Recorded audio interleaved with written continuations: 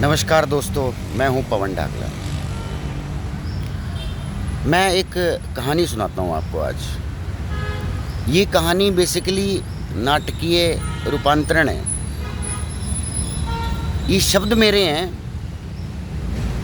लेकिन जो मैं आपको समझाने की कोशिश करूंगा, ये मान लीजिए कोई और है। ये मेरी सोच नहीं है, ना मेरी ये थिंकिंग है, मेरा कुछ नहीं है, सिर्फ ये एक नाटकीय रूपांतरण है। ऐसे ही करके समझिए इसको आप। हाँ, अपने कहे शब्दों का मैं जिम्मेवार ज़रूर हूँ, बट मैं पहले ही बता रहा हूँ कि ये शब्द मेरे नहीं है, मेरी सोच नहीं है। सिर्फ कुछ चीज़ों को मैं जोड़ने का प्रयास कर रहा हूँ। दोस्तों, मानव इतिहास बहुत पुराना है, और अगर आप 1 मिनट ध्यान से सोच लें, 1000, 2000, 3000, 4000 या after Christ, before Christ, EC, BC, है ना, समझते हैं ना ये चीज़ें आप। जो अभी 2021 चल रहा है, जब ये एक शुरू हुआ, इससे पहले बिफोर क्राइस्ट था, वो अलग से एक सेंचुरीज चली, और अब 2021 में हम लोग 21वीं सदी में। कितने बदलाव होंगे मानव के अंदर। ये धर्म, ये जातियाँ कितनी बार बदली होंगी, आज भी बदल रही हैं। आपके सामने लोग बदल रहे हैं, लोग जातियाँ भी बदल रहे हैं, धर्म भी बदल रहे हैं। बहुत सारे एग्जाम्पल्स हैं ना। पंजाब के अंदर एक बहुत बड़ी, दुनिया की सबसे बड़ी जो एक पूजनीय स्थल होता है ईसाइयों का, वो बनने जा रहा है दुनिया में सबसे बड़ा, पंजाब के अंदर, आपके पड़ोस में। और सिख इतिहास भी आप देख सकते हैं, वो भी कोई बहुत पुराना नहीं है, शायद 15वीं या 16वीं सदी की बात है, खालसा पंथ की बात करें तो। हम सुनते हैं कि जब ये जातियाँ नहीं थी, उससे पहले वर्ण थे।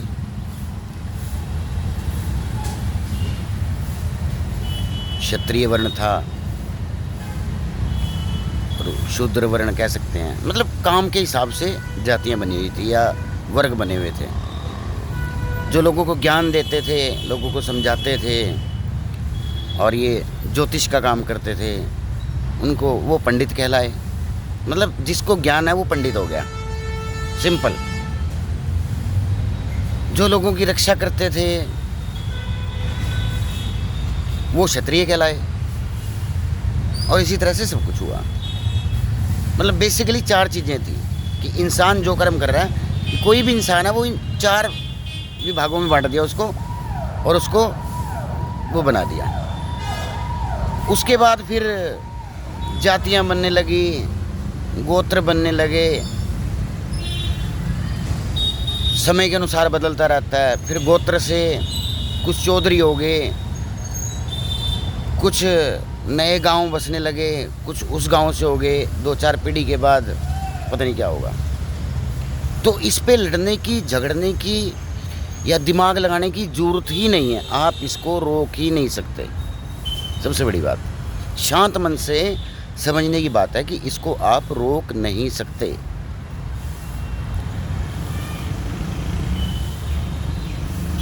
आज बात करते हैं थोड़ी सी कि अपने इतिहास की, है ना,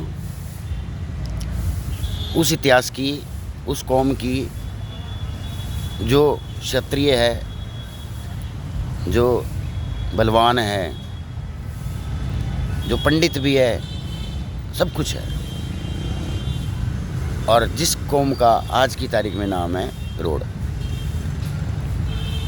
कुछ लोग ROR लिखते हैं, कुछ ROD लिखते हैं, कुछ RODE लिखते हैं, कुछ RODA लिखते हैं, कुछ मराठा लिखते हैं, कोई रोड मराठा लिखते हैं। कोई अपना गोत्र लगाता है, कोई अपना गांव लगाता है, और कुछ तो बस चौधरी रह गया। आगे भी चौधरी, पीछे भी चौधरी।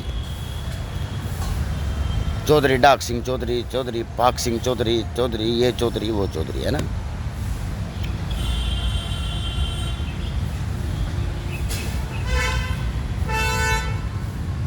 राजपूत हैं जो क्षत्रिय कौम है, उनका जो इतिहास है राजपूत नाम आते ही महाराणा प्रताप की याद आने लगती है।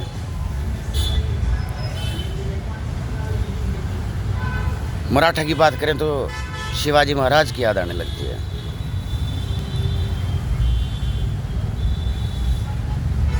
जाटों की बात करें तो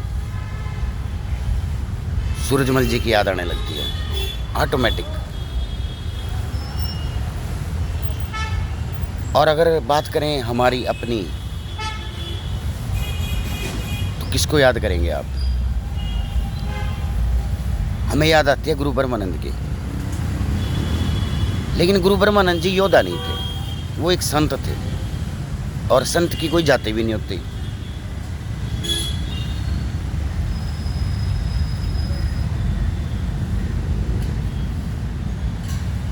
मुझे सोच सोच के बोलना पड़ रहा है, मायने लगाना पड़ रहा है, दिमाग लगाना पड़ रहा है पहली बार ना, कुछ ऐसा ना निकल जाए मुंह से कि गलत हो।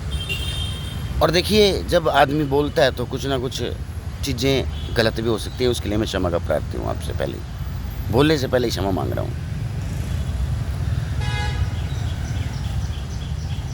1942 के, मैं सन में आगे पीछे हो सकता हूँ, थोड़ी सी जनसंख्या में भी हो सकता हूँ। जो सेंसेक्स थे आज़ादी से पहले 1942 या 1948 की बातें हैं शायद ये, जो हमारी जनसंख्या थी वो थी 42,000।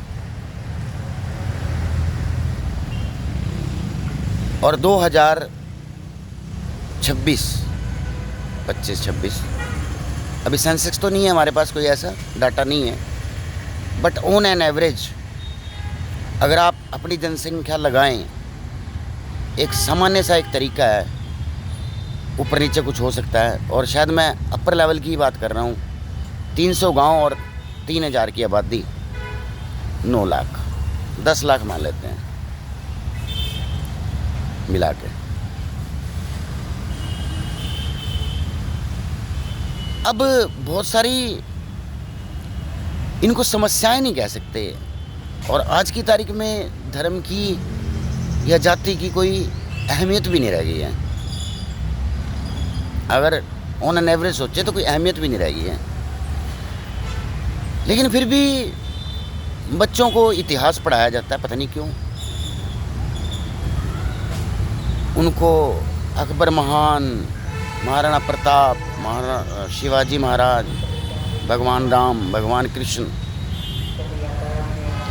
यही नहीं पता कि रामायण और महाभारत कब हुई, एग्जैक्ट सन नहीं है।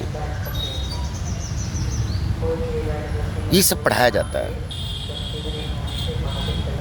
क्योंकि इतिहास पढ़ने से माइंड में, दिमाग में कुछ तरंगें आती हैं, आपके इमोशंस आते हैं। आपके ये जो बाजू पे बाल होते हैं ना, ये खड़े होने लगते हैं आपके। अगर वो सम्मानजनक है तो लहर आती है, वैसे गुस्सा भी आता है, फीलिंग आती है। फीलिंग बोलते हैं ना इसको, फीलिंग। तो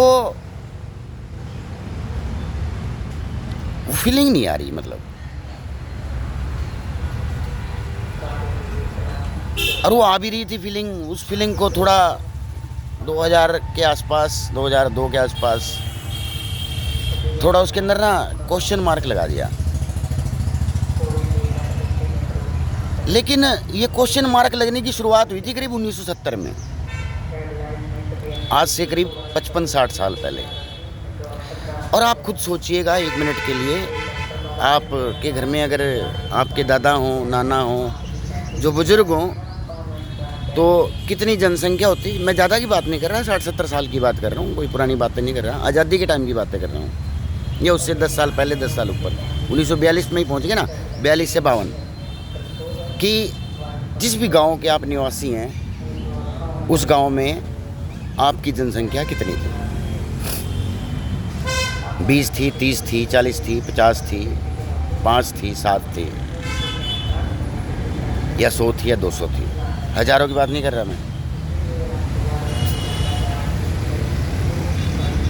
1970 में इसी सोच के साथ चौधरी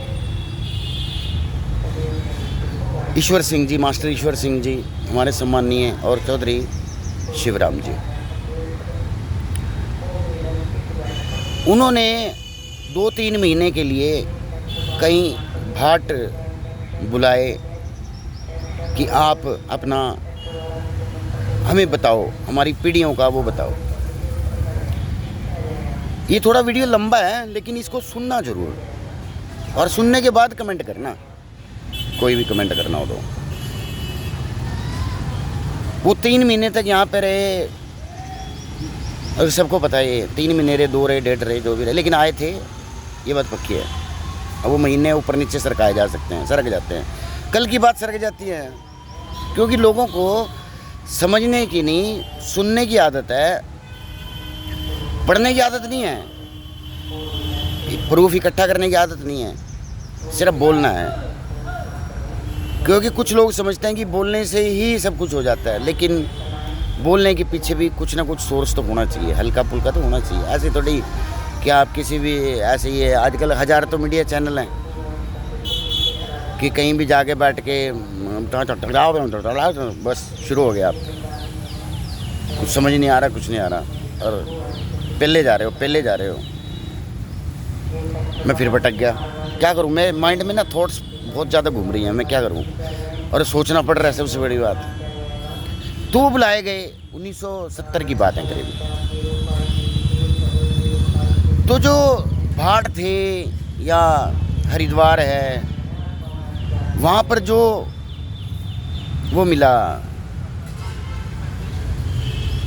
प्रूफ मिले, जो किताबों में दर्ज प्रूफ मिले, बहियाँ हैं जो उनकी, उस समय शायद वो 10 या 11 पीढ़ियों तक पहुँच पाए। आज आप जाएंगे तो वो 13, 14, किसी की 15, और 15 से ऊपर नहीं है। अगर है तो कोई दिखा सकता है 15 से ऊपर अगर किसी के पास हो, मतलब अपने आप लिख के नहीं, या अपने कॉपी पे लिख दिया, और वो कोई ऐसी जगह से अगर किसी के पास हो, किसी बही की फ़ोटोग्राफ हो या कुछ हो, तो वो पेश कर सकता है।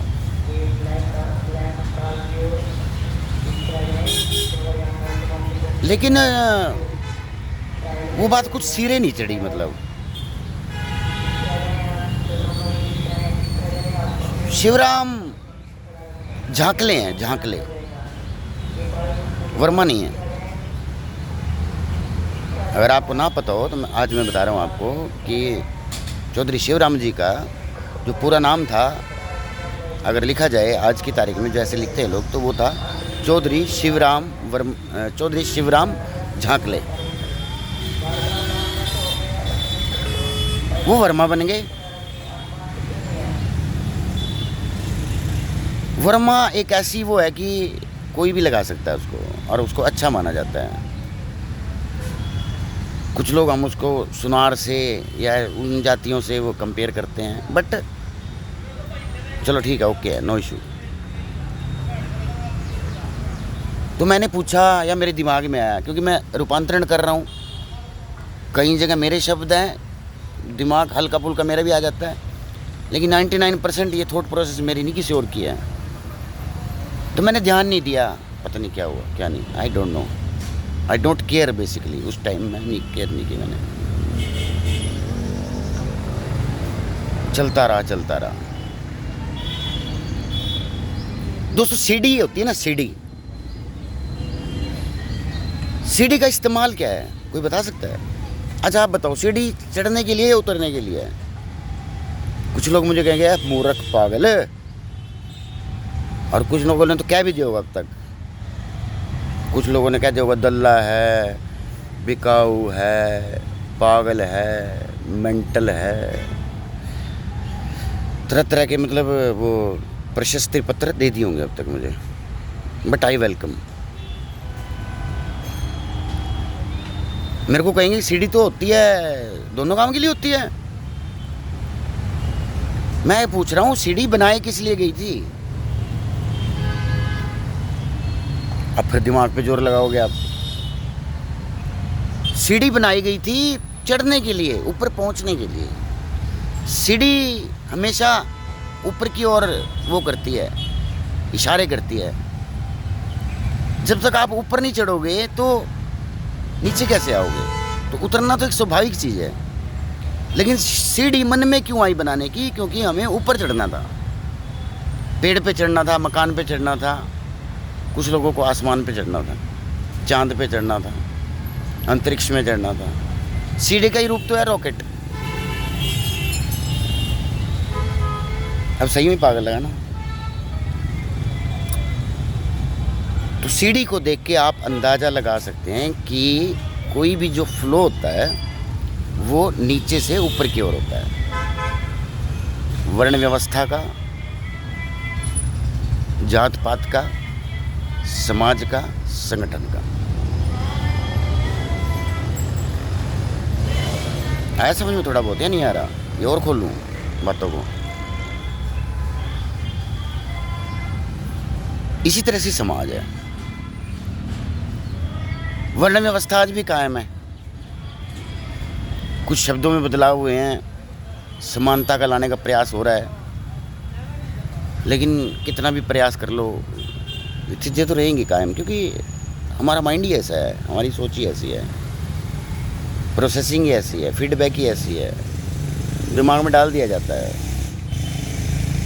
घर में बता दिया जाता है कि झाड़ू मारने वाले आ रहे हैं तो वो कौन है, शादी कराने वाले आ रहे हैं तो वो कौन है, उनके पाँव छूने हैं आपको, उनको सिंहासन पे बिठाना है। जो व्यक्ति आपके घर में आ रहा है बेचारा, वो किसी भी जात से हो, किसी भी समाज से हो, अगर वो सफाई करने आ रहा है या कुछ भी का, वो प्लम्बर भी है, कुछ भी है, तो आप उसको वैसी नज़रों से नहीं देखोगे। और उसी जात का कोई अफसर भी बन जाए तो आप बोलोगे तो नहीं, लेकिन सोचोगे ज़रूर, क्योंकि क्या करूं, दिमाग ही ऐसा भर दिया, बना दिया गया। तो दूसरा इशू क्या है कि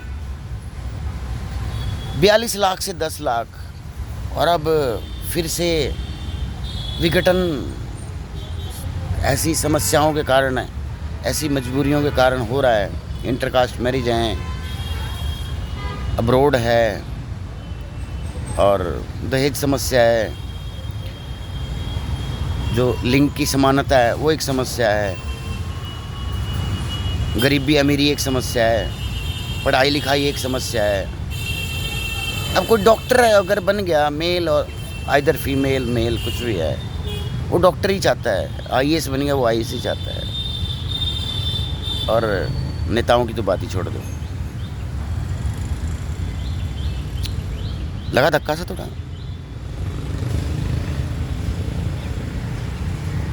एक होती है चीज कि मैं ये क्यों करूं, एक होती है कि मुझे इससे फायदा क्या है।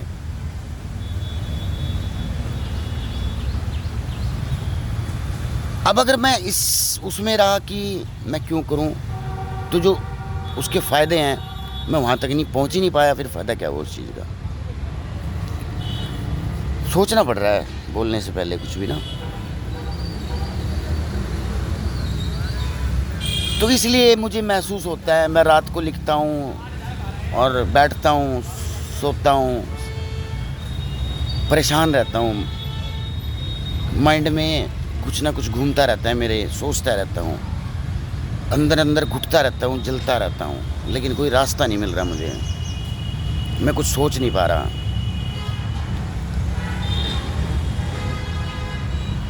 अब विरोध होता है, विरोध तो देखो हर जगह है, आप अच्छे हो तो भी आपका विरोध है, आप बुरे हो तो भी विरोध है। कुछ विरोध मानसिक विकलांग लोग करते हैं, कुछ गुंडे करते हैं, कुछ बदमाश करते हैं, कुछ शराबी करते हैं, कुछ ऐरे गहरे नत्थु गहरे करते हैं, होता है ना। देखते हो आप, डेली रूटीन में देखते हो, आप लाइफ में देखते हो, किसी को भी देख लो, आप अपने आप को देख लो, मुझे भी देख सकते हो थोड़ा बहुत, किसी और को देख लो, कहीं देख लो। मुझे मतलब मुझे और मैं, दो आदमी हैं यहाँ पे। अब एक मुझे और एक मैं।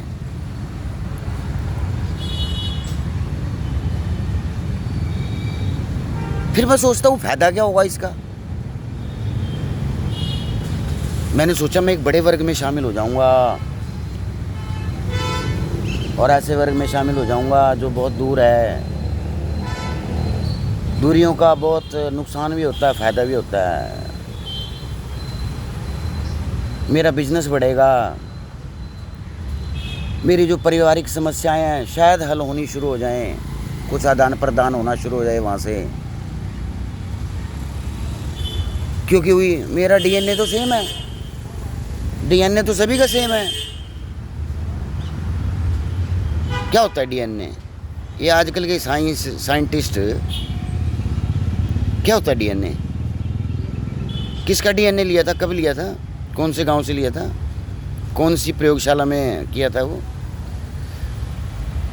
उसका नाम, गांव का नाम, वो डीएनए का सैंपल, उसका नंबर, कुछ है तो बताओ यार। ऐसे ही क्यों फालतू में बस बिना बात की बात उठा ली, खाली विरोध करने के लिए? डीएनए कौन, डीएनए क्या होता है? डीएनए इसका फुल फॉर्म पता है बताने वालों को? डीएनए डीएनए डीएनए डीएनए तो सबका सेम है। 100 साल नहीं, 200 साल नहीं, 300 साल नहीं, 400 नहीं, 500 नहीं, 700, 1000, 2000, 1500, 2000 BC। अरे कभी तो कुछ एक रहा होगा, कभी दुनिया भी मिट्टी होंगी, ख़त्म। अब भी क्या, कोई लंबी बात थोड़ी है। 20-30 साल बाद देख लेना आप, जिस स्पीड से हम लोग चल रहे हैं, जिस स्पीड से हमने अपने मकानों को घर, देख रहे हो ना 2-3 दिन से दिमाग में क्या क्या घूम रहा है। ये मेरा मेरा मेरा है, सॉरी मेरा है। घरों को मकान बना दिया, सोना मंजी पे चाहिए, बेड पे सो रहा हूँ, घर को बंद कर रहा हूँ चारों तरफ से, यहाँ से कुछ ना आ जाए, यहाँ जाल लगा दिया, यहाँ दीवार खड़ी कर दी। घर में रोशनी नहीं बढ़नी चाहिए मेरे, कुत्ते बिल्ले के चक्कर में रोशनी को भी रोक दिया। ए महानुभाव, ए महानुभाव, सोच सोच सोच। ये जीवन ये है, ये ऊपर दिख रहा है जो पेड़ पौधे हैं, ये पक्षी घूम रहे हैं ऊपर। यार वो घर क्या जिसमें हवा ना आए, वो घर क्या जिसके अंदर रोशनी ना आए, और वो घर ही क्या जिसके बगल में भी दीवार हो किसी और की। फिर भटक गया। सोचना पड़ रहा है ना। तो मुझे लगा अगर मुझे फ़ायदा उठाना है तो उठाना चाहिए।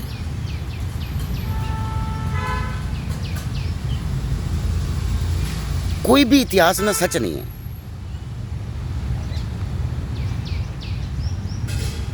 अभी जो हम ये मुग़लों के इतिहास की बात करते हैं या आज़ादी के इतिहास की बात करते हैं, हम कहते हैं कि कम्युनिस्ट ने लिख दिया। ये जो पाकिस्तान के लोग हैं उनके लिए वही इतिहास है ना, है कि नहीं? उनके लिए गजनवी और औरंगजेब या मुग़ल या और कुछ थे, वो महान है। हमारे लिए महाराणा प्रताप और शिवाजी महान है, क्योंकि हमें पढ़ाया गया है इतिहास। लेकिन इतिहास में तो बहुत कुछ उथल पुथल गड़बड़ हुई हैं। मान सिंह भी हुए हैं, जयचंद भी हुए हैं। संभाजी को मारने वाले उनके मामे थे, मामे के लड़के थे, पता नहीं कौन थे, रिश्तेदार थे, जो भी थे, गंदे लोग। नहीं तो संभाजी को कोई मार सकता था यार? अपनों ने मारा, गैरों में कहाँ दम था।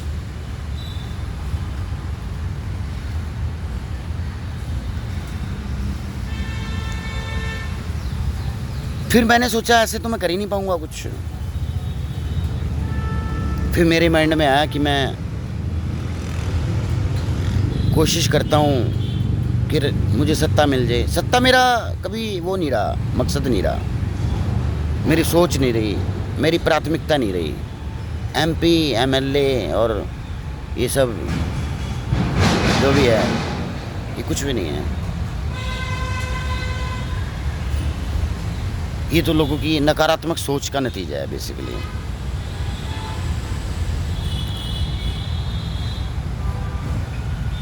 कभी किसी ने कहा आज से पहले किसी राजनीतिज्ञ के बारे में कि वो अच्छा था, ये अच्छा था।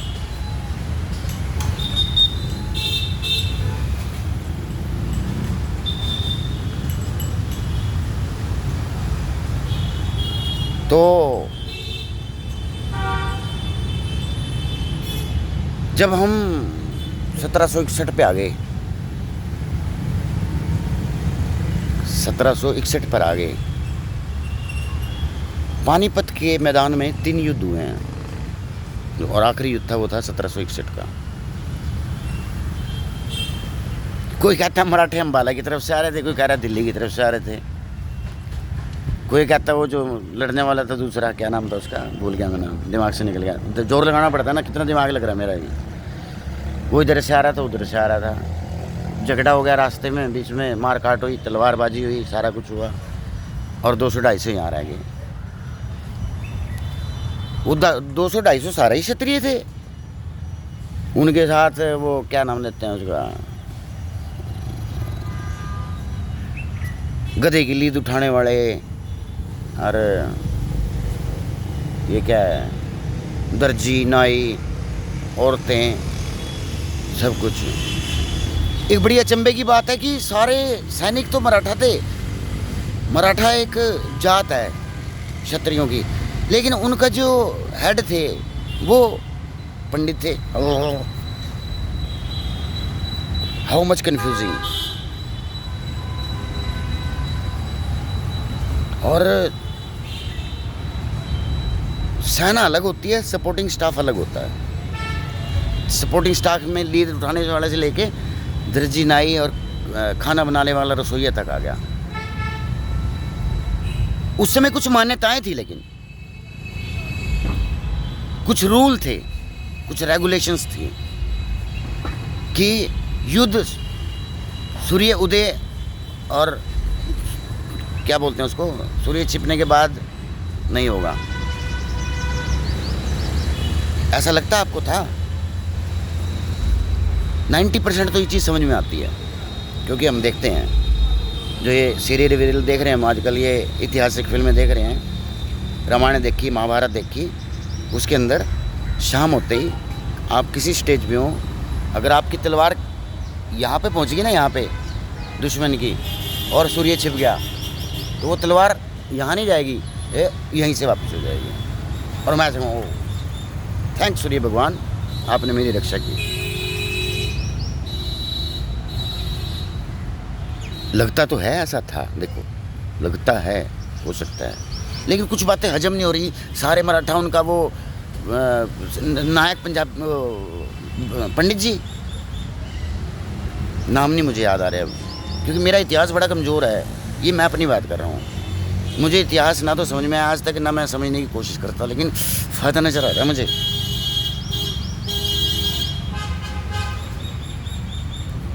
200-250 यहाँ पे रह गए, छिप के जंगलों में, ढाक के जंगल थे, तो वो इधर से आ रहे थे। और 1861 से पहले शायद,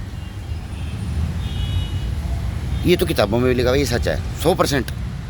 ही and me both are agree कि करनाल एक जंगल था। मतलब करनाल, कुरुक्षेत्र, अम्बाला, पानीपत, कैथल, सोनीपत, उधर का मुझे नहीं पता, पढ़ा नहीं मैंने, क्योंकि मेरा इंटरेस्ट यहीं पे है, मेरा इंटरेस्ट यहाँ पे है, मैंने पढ़ा ही नहीं। कंबोज जाती है, उनके महापुरुष कौन है, मुझे क्या मतलब, फिर भी बताओ तो कौन है, मुझे क्या पता, मेरे से क्यों पूछ रहे हो? सर पता तो होना चाहिए। नहीं, मेरा मतलब नहीं है इस चीज़ से, मेरा मतलब इस बात से है। चलो ठीक है सर, ओके। कहाँ था मैं, फिर भूल गया, अब रिवाइंड भी नहीं कर सकता, बना रहा हूँ ना वीडियो, लाइव नहीं हूँ मैं अभी, नहीं तो आप लोग बता देते। हाँ, छिप के 250।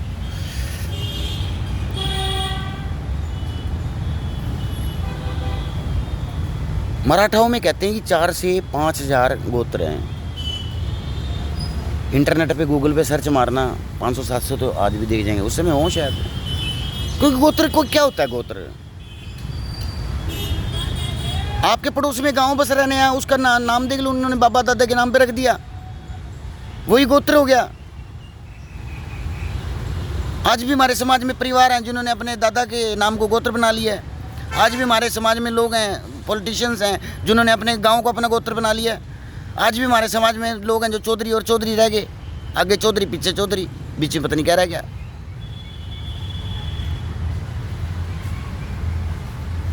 बहुत सारे लोगों को आपके गोत्र नहीं पता होंगे जो पीछे गांव लगाते हैं असलियत में। सोचना, माइंड लगाओ लगाओ लगाओ लगाओ जल्दी जल्दी, फलाना आदमी क्या लगाता है, उसका गोत्र क्या है। डाकला तो जाट है, डाकला को तो जाट बना देंगे हम। तुरंत फ़ोन कटक जाते हैं, टुक टुक टुक टुक टुक टुक टुक टुक टुक। अरे है नहीं है नहीं है। दोस्त कह रहे हैं है, रिश्तेदार कह रहे हैं है, कोई कह रहा है नहीं वो नहीं है।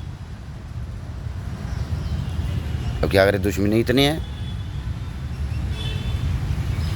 व्हाट्सएप पे, भाई मैंने इसको 2500 रुपये दिए थे, देख ले इसको लाइव कर, जल्दी मार इसको, ये कर। अभी करता हूँ बॉस। भाई ऐसा था डागला, ऐसा बोल रहा था, मार दे साले को, ऐसा बोल रहा था तेरे बारे में, मार गाली दे। अच्छा डाकले, तेरी माँ की तेरी बहन की, तेरे को ये कर दूंगा, तेरे को वो कर दूंगा, तेरे को काट दूंगा, पिट दूंगा, मार दूंगा। हाँ मार। ओहो मैं परेशान, ओह लोग मेरे को फ़ोन कर रहे, परेशान हो गया मैं तो खुश था।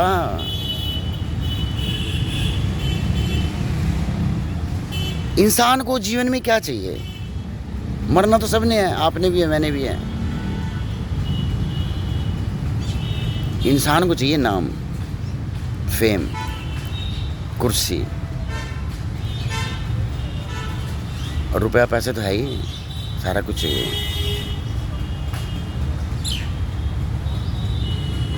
फिर भटक गया। 250 आदमी जंगलों में छिप गए, वो 80-90 उनके वो थे। मैला ज़्यादा क्यों है यार उनमें, वो जो भी है मैं वो ज़्यादा होंगे।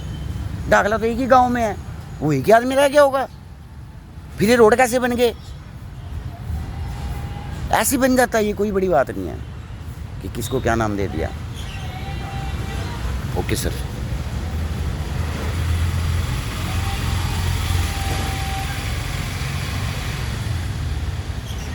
अब मैं क्या करूं? अब मैं अपने पे आ गया। अब सोचूं, अब पवन ढाकला बोलो। नमस्कार दोस्तों, मैं हूं पवन ढाकला। दोस्तों अभी आपने विचार सुने, इन विचारों को सुन के, इसके फ़ायदे को देखते हुए, और जो मुझे बताया जा रहा है कि ऐसा होगा कि आपको ये चीज़ें मिल सकती हैं, तो सच में मेरा मन कर रहा है कि मैं इस चीज़ें अपना लूँ।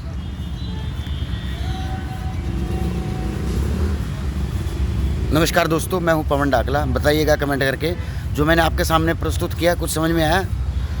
खाली नौटंकी थी, सच्चाई थी, या असलियत में? इस पे आप गौर फरमाएंगे? कमेंट करने वाले महाराज कमेंट करो, ज़रूर करो, खुल के करो, गाली भी दो, सब कुछ दो, most welcome, but with some proof. हाथ में रख के ऐसे नहीं। नमस्कार।